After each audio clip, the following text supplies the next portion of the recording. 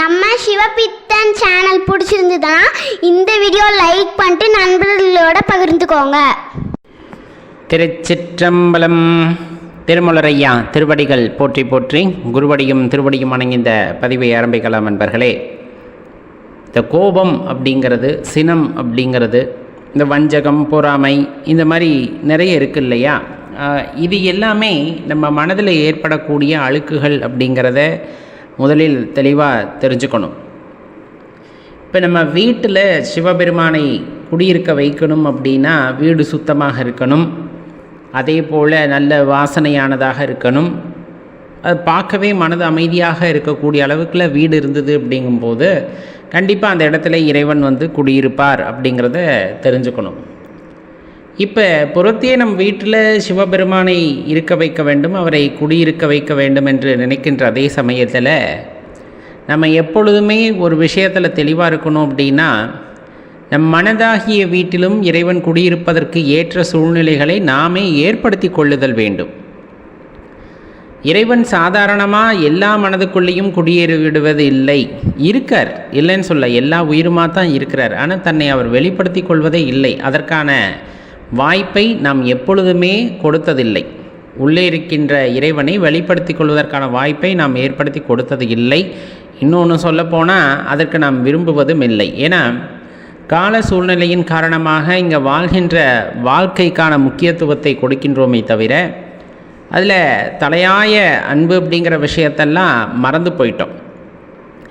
இந்த கோபம், அந்த சினம் அப்படிங்கிறது நம்ம மனசுக்குள்ளே வந்துருச்சு அப்படிங்கும் போது கண்டிப்பாக இறைவனை உணர்வது அப்படிங்கிறது அசாத்தியமான விஷயமாக போயிடும். எப்போ இந்த சினம் அப்படிங்கிறது வரும்?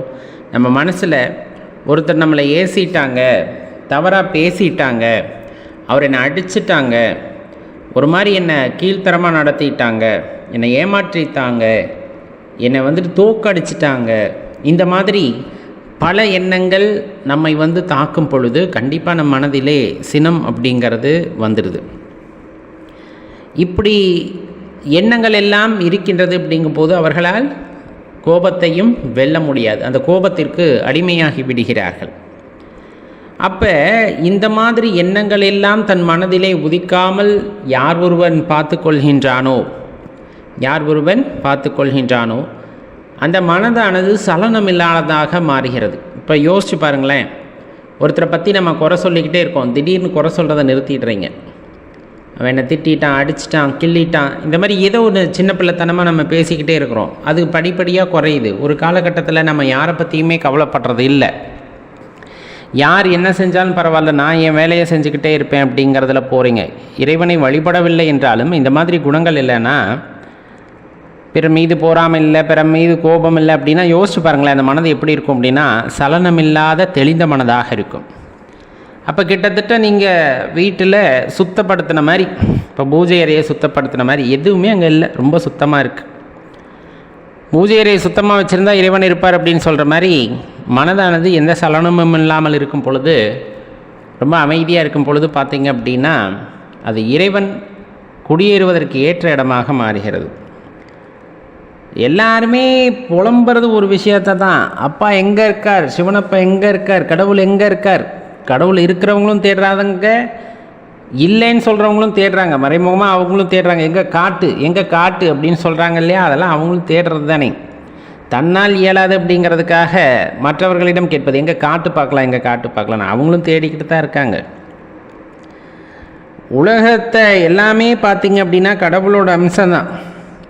அவர் ஒரு உருவத்தில் காணணும்னு நினைக்கிறது அறியாமை, இப்படித்தான் இருக்கணும்னு உருவகப்படுத்துறதே அறியாமை. சிவபெருமான் இப்படித்தான் இருக்கணும்னு உருவப்படுத்திக்கிறது. சில பேர் அவர் வெள்ளையாக இருப்பார், சில பேர் அவர் கருப்பாக இருப்பார், சில பேர் நீல நிறமாக இருப்பார், சில பேர் பச்சை நிறமாக இருப்பார். இப்படி வடிவம் கொடுக்கறதே ஒரு அறியாமை அப்படின்னே சொல்லலாம். அவருக்கு ஏது வர்ணம், அவருக்கு ஏது என்ன சொல்கிறது, என்ன உருவம், இறைவனுக்கு ஏது உருவம் சொல்லப்போனால். அப்போ நீங்கள் பார்க்கின்ற எல்லா பொருளிலும் இறை அம்சத்தோடு பார்க்கணும், அதுதான் ரொம்ப முக்கியம். எல்லா இடத்துலையும் தேடி அணையிறது அப்படிங்கிறதெல்லாம் ரொம்ப வீணான விஷயமாக போயிடும். இறைவத்தில் அந்த உள்ளத்தில் ஒரு பக்குவ நிலை ஏற்பட்டிருக்குது, பண்பட்ட மனதாக இருக்கிறது ஒருவருக்கான மனது. அப்போ அப்படி பண்பட்டவர்கள் எந்த இடத்துல பார்த்தாலும் அங்கே இறைவனை காண்பார்கள். அவங்க பார்க்குற இடத்துலெல்லாம் சிவபெருமான் நிரம்பி இருப்பதை காண முடியும். இப்போ நீங்களே எடுத்துக்கங்களேன், அடியார் பெருமக்கள் இந்த சிவபெருமானை வழிபடுறதுக்கு முன்னாடி சிவாலயங்களில் போய் வழிபட்டால் தான் சிவ வழிபாடு அப்படிங்கிற மாதிரியான எண்ணத்தில் இருந்திருப்போம். ஒரு குறிப்பிட்ட காலகட்டத்தில் சிவாலயமும் போகலாம், வீட்டில் இருந்தபடியே சிவபெருமானை வழிபடலாம் அப்படிங்கிற எண்ணம் வந்திருக்கும், அதை பற்றின புரிதல் வந்திருக்கும். இன்னும் கொஞ்சம் போனோம்னா வீட்டில் இருந்தபடியே வழிபட்டாலும் மனதிலே வழிபட்டாலும் இறைவன் அருள் கிடைக்கும் அப்படிங்கிறத தெரிஞ்சிருக்கும். இன்னும் கொஞ்சம் பக்குவப்பட்ட நிலையில் நம்ம எங்கேயுமே போய் தேட வேண்டாம், நம்ம உள்ளத்தை அலைசி ஆராய்ந்தால் போதுமானது, இறைவனின் இருப்பை உணர்ந்து கொள்ளலாம் அப்படிங்கிற எண்ணமானது அங்கே வந்திருக்கும். அப்போ அந்த உள்ளத்தை எல்லாம் அலசி பார்த்து உள்ளே இருக்கின்ற அந்த அரும்பெரும் ஜோதியை நாம் அறிந்து கொள்கின்றோம். அப்படிங்கும்போது அது பெரிய விஷயம். நம்ம ஏற்கனவே சொன்ன மாதிரி எல்லாத்துக்குமே இந்த பண்பு இந்த குணமானது வாய்க்கப்பெறுவது இல்லை. ஏன்னா பார்க்கின்ற எல்லா பொருளிலும் இறைவனை காண்பவர்கள் சாக்ஷாத் அந்த சிவபெருமானையே தினம் தினம் எல்லா செயல்களிலும் எல்லா பொருட்களையும் கண்டு கொண்டிருக்கிறார்கள். அவர்கள் இறைவனை இப்படி பார்க்க வேண்டும் அப்படி பார்க்க வேண்டும் என்று கேட்பதெல்லாம் இல்லை. காண்கின்ற இடமெல்லாம் சிவபெருமானாக பார்க்கும் பொழுது அவரை வேறொரு வடிவிலே பார்க்க வேண்டும் என்ற எண்ணம் அவர்களுக்கு வருவது இல்லை. ரொம்ப முக்கியமாக சொல்லப்போனால் அதற்கு எதிர்மறை எண்ணம் உடையவர்கள், இறைவன் இருக்கிறாரா, எங்கே இருக்கிறார், இந்த மாதிரி பல கேள்விகளை கேட்டுக்கொண்டிருக்கிறார்கள் அல்லவா. அவர்களுக்கெல்லாம் இறைவன் புலப்படுவதே இல்லை. காரணம், அவர்கள் மனதிலே முதலில் நம்பிக்கை இல்லை, மனது சுத்தமாகவும் இல்லை அப்படிங்கிறது தான் அதற்கான உண்மை பொருளாக இருக்கும். அப்போ எந்த இடத்துல தேடினாலும் அவங்களுக்கு கிடைக்க மாட்டார். எல்லா உயிருக்குள்ளேயும் எல்லா உயிருமாய் இருப்பவரை நீ எங்கு தேடினாலும் கிடைக்கவில்லை என்றால் உன் மனது இன்னும் பக்குவப்படவில்லை அப்படிங்கிறது தான் அர்த்தம். அப்போ தேடணும் அப்படிங்கும்போது நம்ம மனசு சுத்தமாக இருந்தால் தான் தேட முடியும். இந்த பிறப்புக்கு தொடர் காரணமாக என்ன சொல்லுவாங்க, தொடர்ந்து பிறந்து பிறந்து என்ன சொல்கிறது அழிஞ்சிக்கிட்டே இருக்குது இந்த உடல். கொஞ்சம் நஞ்சமெல்லாம் இல்லை, எத்தனை கோடி பிறப்பு எடுக்குதுன்னே தெரியாது. பல்லாயிரம் கோடி பிறப்புகள் இருக்குங்கிறாங்க. எல்லா பிறப்பையும் எடுத்தாச்சு, ஒரு பிறப்பில் கூட நிம்மதி இல்லை. அப்படி தானே, ஒரு பிறப்பில் கூட நிம்மதி இல்லை. அந்த நிம்மதி எப்படி வரும், எங்கே இருக்கிறது அந்த நிம்மதி? இப்படி பல கேள்விகள் நம்முள்ளே எழுந்து கொண்டே தான் இருக்கின்றன. இன்னும் அதற்கெல்லாம் விடை இல்லை. ரொம்ப எளிமையாக சொல்லணும்னா, எதனால் இந்த பிறப்பானது தொடர்ந்து ஏற்படுகிறது? ஞானிகளும் ரிஷிகளும் சொல்வது, உன் மனதிலே எண்ணங்கள் தோன்றி அந்த எண்ணங்களின் குவியலாக மனமானது இருக்கிறது. அந்த மனதிலே ஆசை என்பது ஒன்று உண்டாகிவிட்டால், ஆசை என்பது ஒன்று உண்டாகிவிட்டால் அதை சமாளிக்கவே முடியாதாம். அந்த ஆசையை கட்டுப்படுத்தவும் முடியாது. அந்த ஆசையானது அபரிவிதமானதாக பெருகி கொண்டே போகும். ஒரு விஷயம் கிடச்சிருச்சுன்னா அதோட மனசு விடாது. அதை ருசி கண்டு விட்டது அப்படின்னா அதுக்கு அடுத்தடுத்த நிலைக்கு அது ஆசைப்படுமே தவிர போதுமென்ற பக்குவத்திலே அது இருப்பது இல்லை. அப்படி போதுமென்ற பக்குவத்திலே அது இருப்பதில்லை அப்படிங்கிற காரணத்தினால அதை அடைவதற்கு தொடர்ந்து இந்த உயிரானது போராடி கொண்டிருக்கும், உடல் அல்ல. ஏன்னா உடலானது பலவீனம் அடைந்து கொண்டே இருக்கும் காலப்போக்கில். ஒரு 30-40 வயசில் இருக்கிற பலமானது 70-80 வயசில் எல்லாத்துக்கும் இருக்கிறது இல்லை. ஏன்னா உடல் பலவீனம் அடையக்கூடியது. ஆனால் உயிர் அப்படி இல்லை, உள்ளிருக்கக்கூடிய ஆன்மா அப்படி இல்லை. அதுக்கு ஆசை, இதெல்லாம் அனுபவிக்கணும், இதெல்லாம் கண்டுகளிக்கணும், இந்த மாதிரி நிறைய ஆசை அந்த உயிருக்கு, இந்த ஆத்மாக்கள்லாம் நிறைய இருக்குது. ஆனால் உடல் தான் அழிவுக்குட்பட்டதே. காலநியதி தத்துவப்படி ஒரு குறிப்பிட்ட கால அளவு மட்டுமே அந்த உடலானது இந்த உலகத்திலே இருக்க அனுமதியை பெற்று வருகிறது. அந்த காலமானது நிறைவு பெறும் பொழுது இந்த உயிர் அப்படிங்கிறது அந்த உடலை விட்டு பிரிந்தாக வேண்டும், பிரிந்தாக வேண்டும். அது நியதி. அப்போ பிரிகிறது, உடலை விட்டு உயிரானது தனித்து பிரிகிறது. ஆனால் இங்கே ஒரு விஷயத்தை நம்ம தெளிவாக தெரிஞ்சுக்கணும். அந்த உள்ளிருக்கின்ற அந்த எண்ணங்கள் ஒரு பொருளின் மீது பற்றை வைத்து கொண்டிருந்தன. அந்த ஆன்மாவை இந்த மாயம் அப்படின்னு சொல்கிறாங்க, மாயை அப்படின்னு. அந்த இருளானது சூழ்ந்திருந்ததன் காரணமாக பார்ப்பதெல்லாம் உண்மை என்று ஆசைப்பட்டு இந்த உடலின் வாயிலாக அனைத்தையும் அனுபவித்தது அப்படின்னு சொன்னோம்னா கண்டிப்பாக உண்மையான விஷயந்தான். இந்த உடலுக்கு அந்த உள்ளுணர்வுகளை ஏற்படுத்தியது.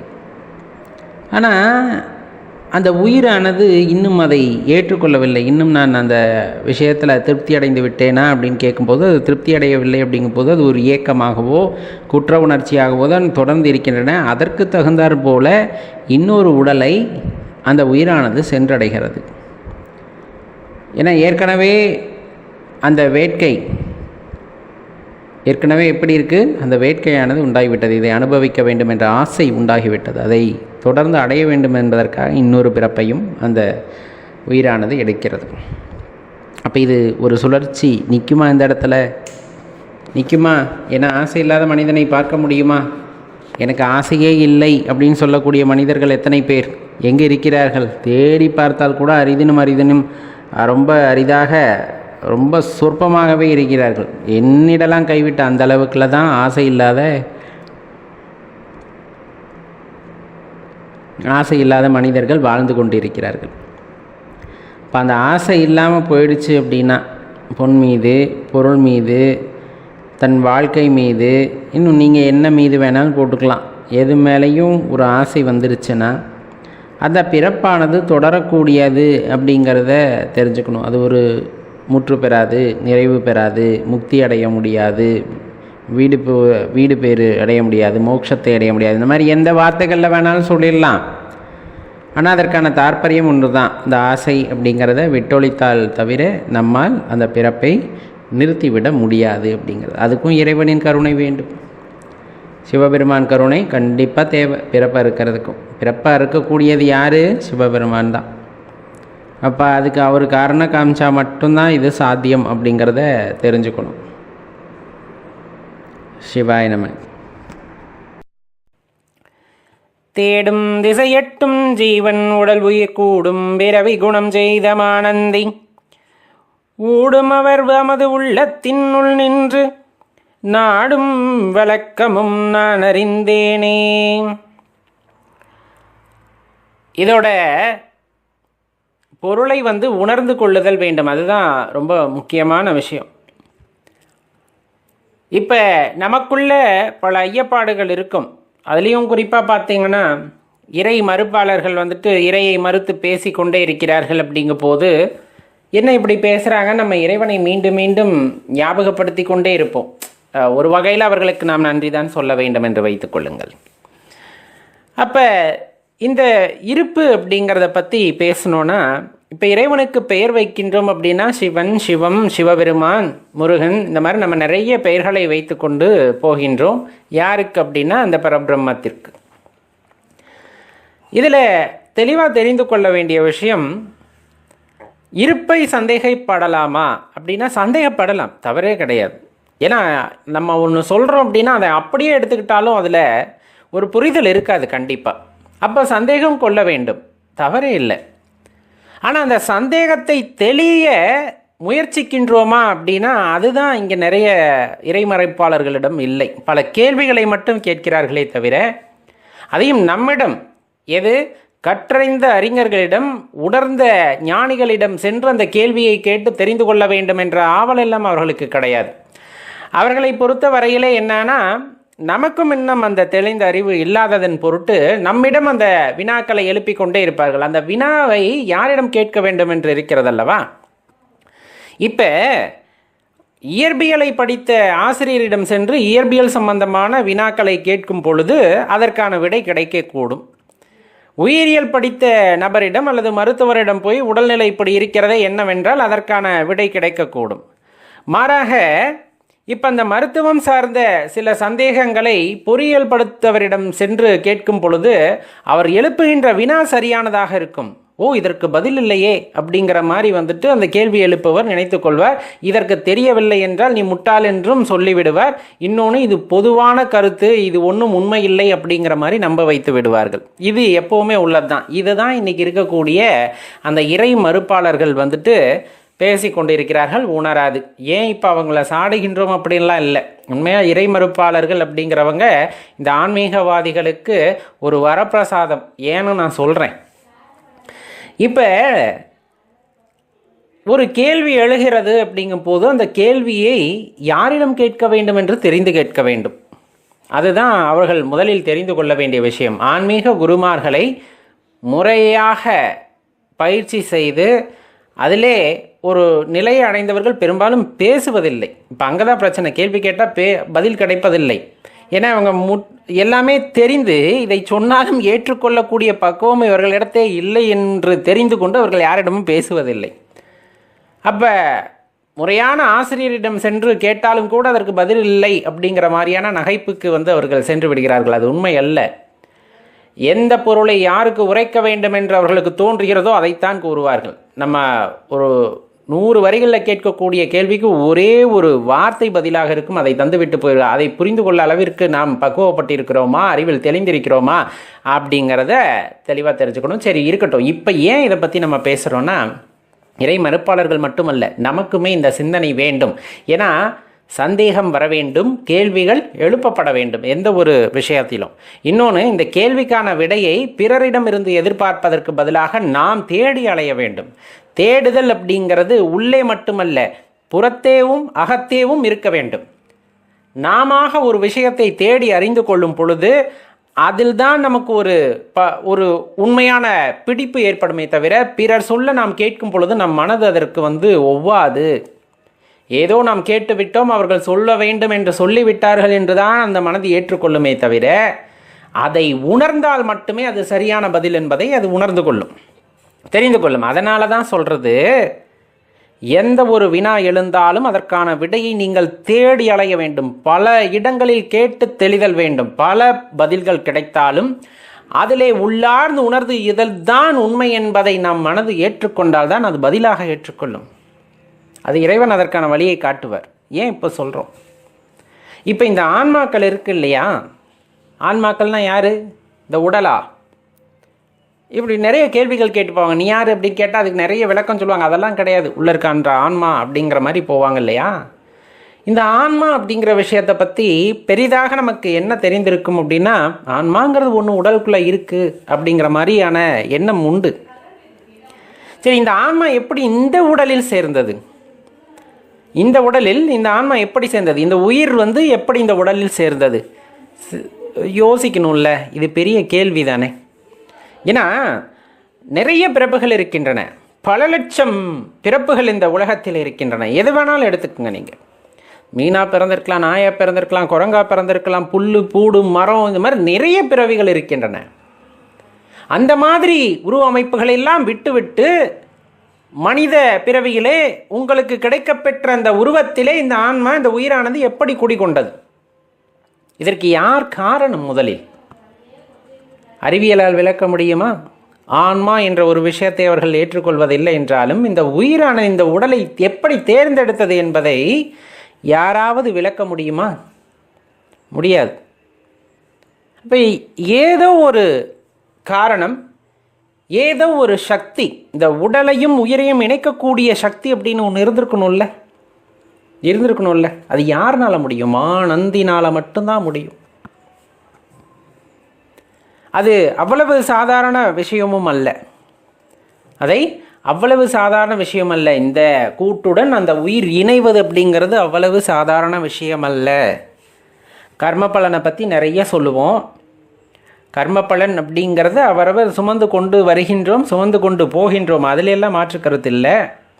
இப்போ அதற்கு ஏற்றவாறு ஒரு உடலை தேர்ந்தெடுத்து அந்த உடலுக்குள் அந்த உயிரானது செல்கிறது அடுத்து அந்த கர்மத்தை அனுபவிப்பதற்காக. அப்படின்னா அதை தேர்ந்தெடுப்பது அந்த உயிரா? அந்த உடலை அந்த உயிருக்கு கொடுத்தது அப்படிங்கிறது யார்? இந்த மாதிரி கேள்விகள் எல்லாம் நிறைய இருக்கின்றன. அதற்கான பதிலை நாம் எங்கே தேடி செல்ல முடியும்? அப்போ நம்மை மீறிய ஓர் ஆற்றல் உண்டு.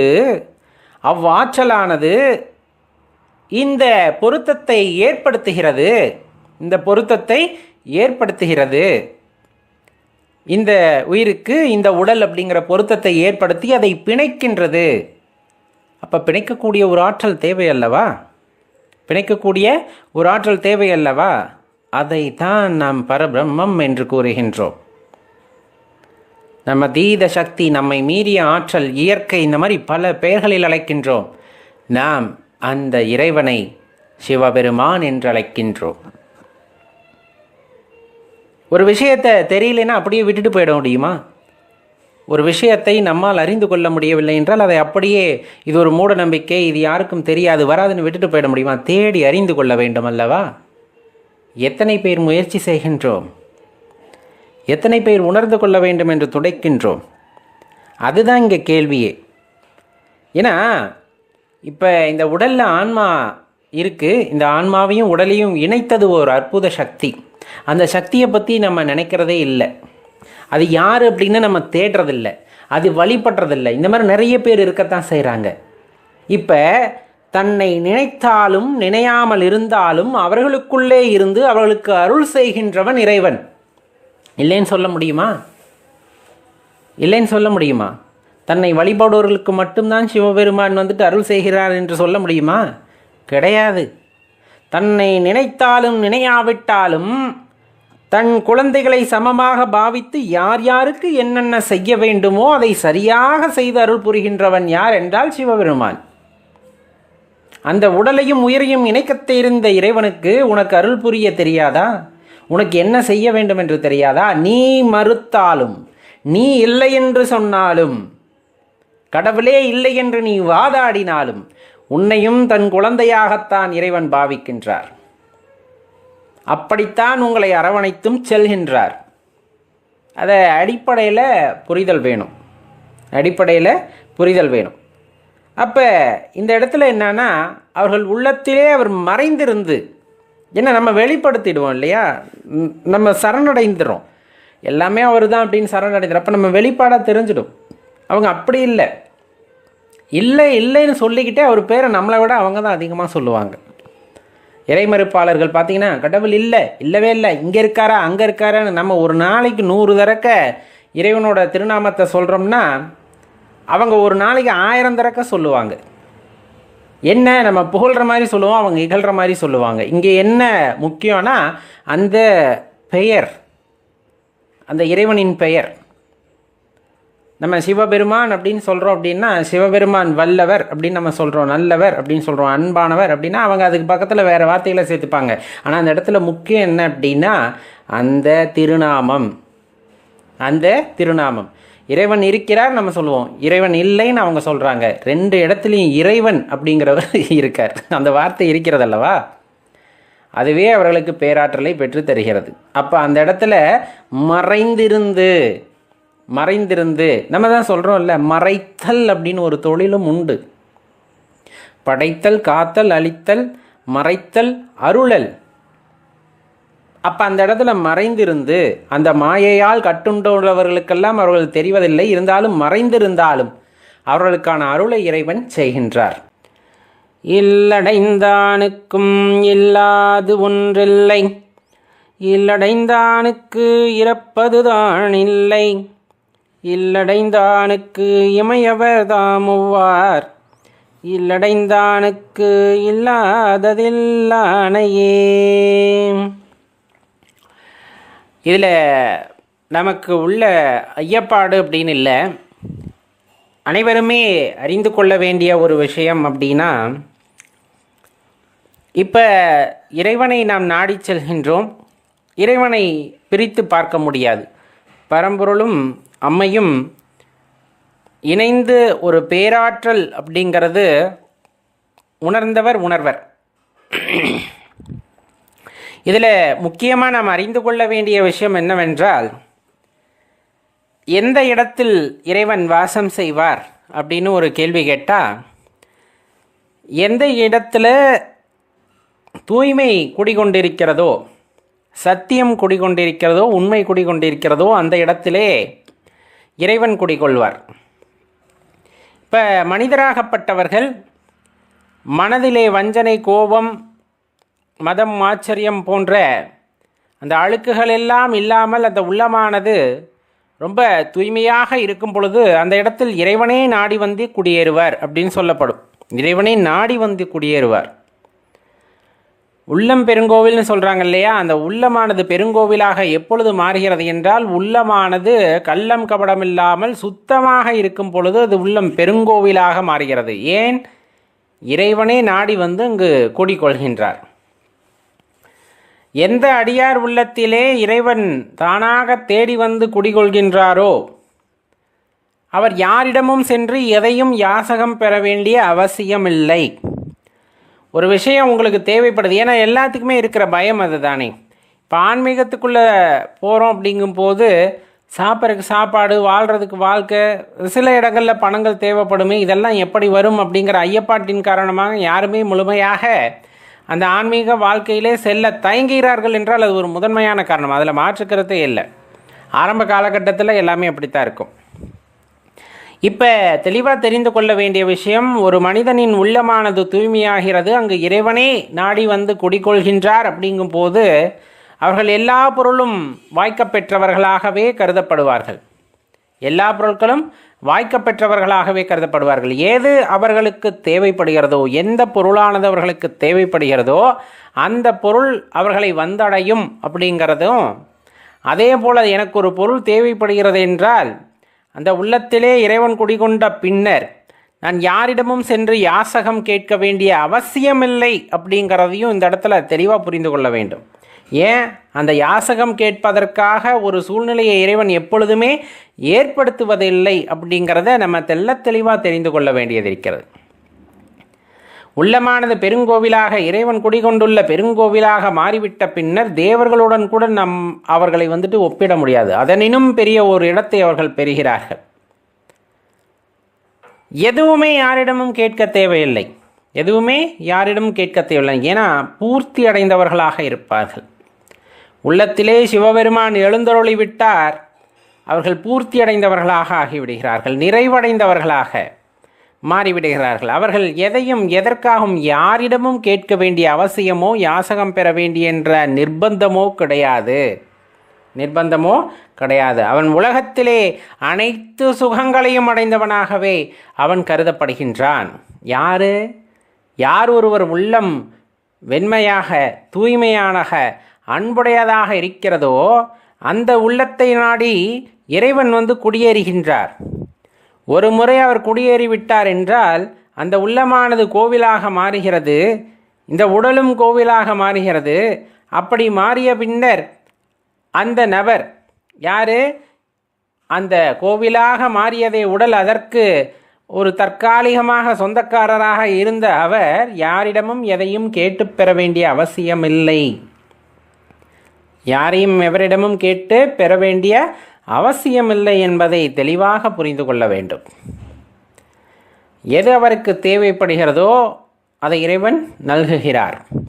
அவர் கேட்காமலேயே கொடுக்கின்றார். அந்த ஆற்றலை நம்ம தெளிவாக புரிந்து கொள்ள வேண்டும். இந்த இடத்துல அவ்வளவு சாதாரண விஷயம் இல்லையே, அது எளிதாக புரிந்து கொள்ளக்கூடிய விஷயமும் அல்ல. ஏன்னா அவ்வளவு சாதாரண நிகழ்வல்ல அது. உள்ளத்தை தூய்மையாக பேணுவது அப்படிங்கிறது கடினம்.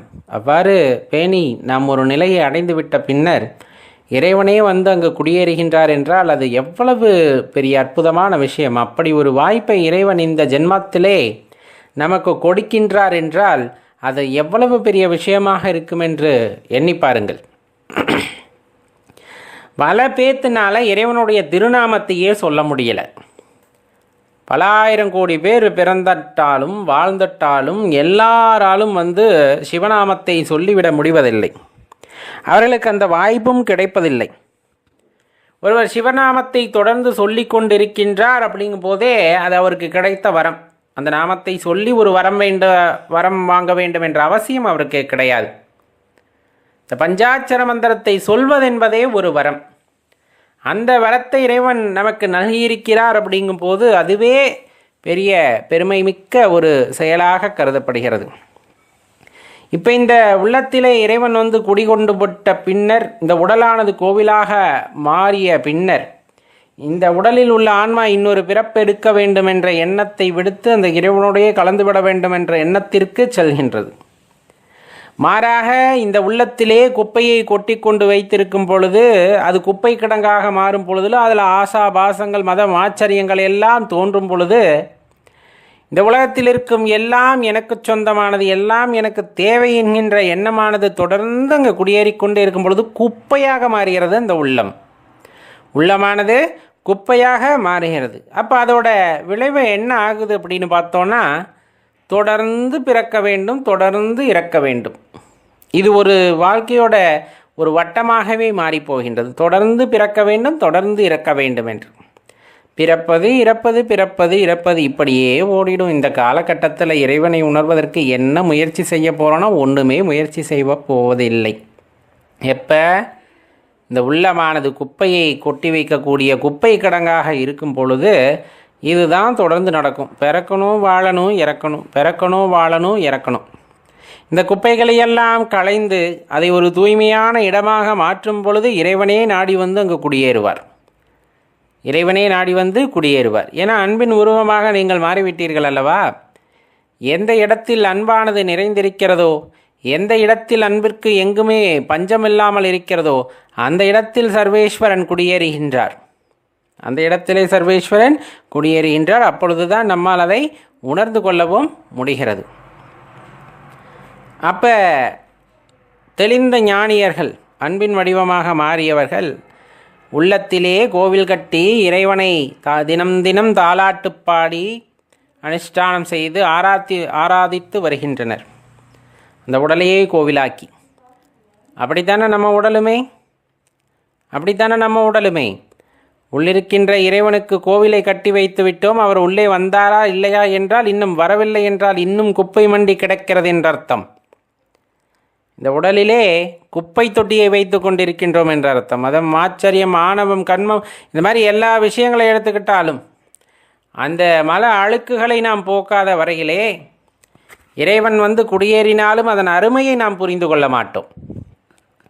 அவரின் அருமையை புரிந்து கொள்ள மாட்டோம். அப்பொழுதும் தான் தனது எனது என்ற அகங்காரம் ஒருவனுள்ளே ஓங்கி நிற்கும் பொழுது, ஓங்கி ஒழிக்கும் பொழுது இறைவனை உணர வேண்டும் என்ற எண்ணம் அவனுக்கு இல்லாமல் போய்விடுகிறது.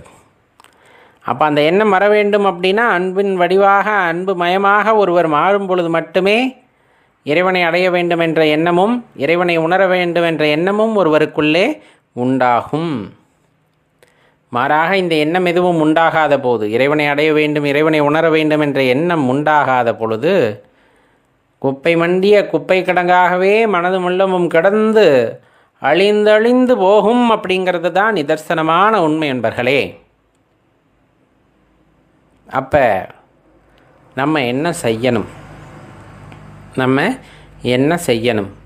இறைவன் வசிப்பதற்கு ஏற்ற இடத்தை உடலிலே உண்டாக்க வேண்டும். இந்த மனதை கூட்டி உள்ளத்தை தூய்மை செய்து வைத்து கொண்டால் இறைவன் வந்து குடியேறுவார். அதற்கு நாம் தயாராக இருக்க வேண்டும்.